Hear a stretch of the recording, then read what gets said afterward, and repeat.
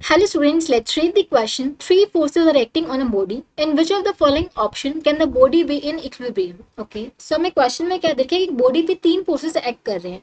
सो इन चारों ऑप्शंस में से कौन सा सेट ऑफ फोर्सेस होगा जिसमें जो हमारी बॉडी है इक्विलिब्रियम में होगी. सो अगर किसी बॉडी पे तीन फोर्सेस एक्ट कर रहे हैं और उसे इक्विलिब्रियम में होना है तो उसके लिए मेन कंडीशन हमारी होनी चाहिए कि अगर दो फोर्सेस का हम सम करें तो the sum of these two forces should be greater than और equal to the magnitude of third force. ये ट्रायंगल ऑफ वेक्टर होता है. अगर इस बॉडी को तीन फोर्सेस एक्ट कर रहे हैं और इसे इक्विलिब्रियम में होना है तो ये कंडीशन सेटिस्फाई होनी चाहिए. ठीक है. अगर मैं फर्स्ट सेट ऑफ ऑप्शन देखूं F1 F2 F3. ठीक है. फर्स्ट देख रही हूँ मैं. अगर मैं फर्स्ट वाले में F1 को 2 ले लूँ, F2 को मैं 4 ले लूँ और F3 को 5 ले लूँ. अब देखो 2 + 4 6. ठीक है. तो 6 इज ग्रेटर देन 5. तो ये वाली कंडीशन सेटिस्फाई हो रही है. अब ऐसा भी हो सकता है कि F1 को मैं ले लूँ 4, F2 को मैं ले लूँ 5 और F1 मेरा ये हो गया 2.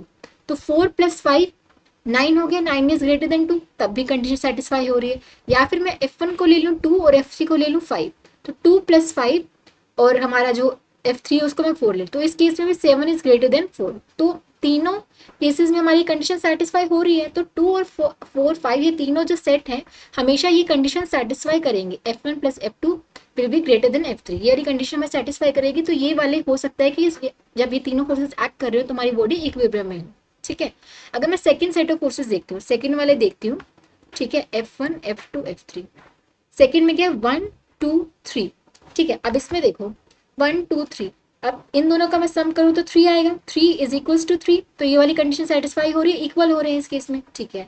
अब मान लो मैं F1 2 ले रही हूँ, F3 3 ले रही हूँ. तो 2 + 3 थर्ड फोर्स मेरा 1 हो जाएगा. तो 2 + 3 5. 5 इज ग्रेटर देन 1. तब भी कंडीशन सेटिस्फाई हो रही है. इसको मैं 1 ले लूँ, इसको 3 ले लूँ और थर्ड फोर्स मेरा 2 हो गया. तो 1 + 3 4. 4 इज ग्रेटर देन 2. तब भी कंडीशन सेटिस्फाई हो रही है. राइट. तो इनको इंटरचेंज करोगे तो कोई प्रॉब्लम नहीं होगी. तो दो सेट ऑफ फोर्सेस होगा वो हमेशा ग्रेटर देन 2 आ रहा है. राइट. तो इस केस में भी हमारी कंडीशन सेटिस्फाई हो रही है. तो इसमें भी हमारी बॉडी इक्विलिब्रियम में होगी. अब मैं थर्ड वाला देखती हूँ. ये वाला जो 3 3 3 7 जो दे रखा है. अब देखो 3 3 7 में लेती हूँ. तो सम of two forces F1 + F2 ले लो 6. क्या 6 मेरा 7 से बड़ा होगा? 6 मेरा लेस देन 7 है. ग्रेटर देन 7 मेरा नहीं आ रहा है. राइट. तो हम बोल सकते हैं कि यहाँ पर सम ऑफ टू फोर्सेस है वो ग्रेटर देन थर्ड फोर्स नहीं आ रहा है. तो यहाँ पे बॉडी हमारी इक्विलिब्रियम में नहीं हो सकती अगर ये तीनों फोर्स एक्ट कर रहे हो. तो और चेक करने की जरूरत ही नहीं है. अब देखो 5 2 1. देखो 5 2 1 में ले लूँ. ठीक है. 5 2 1.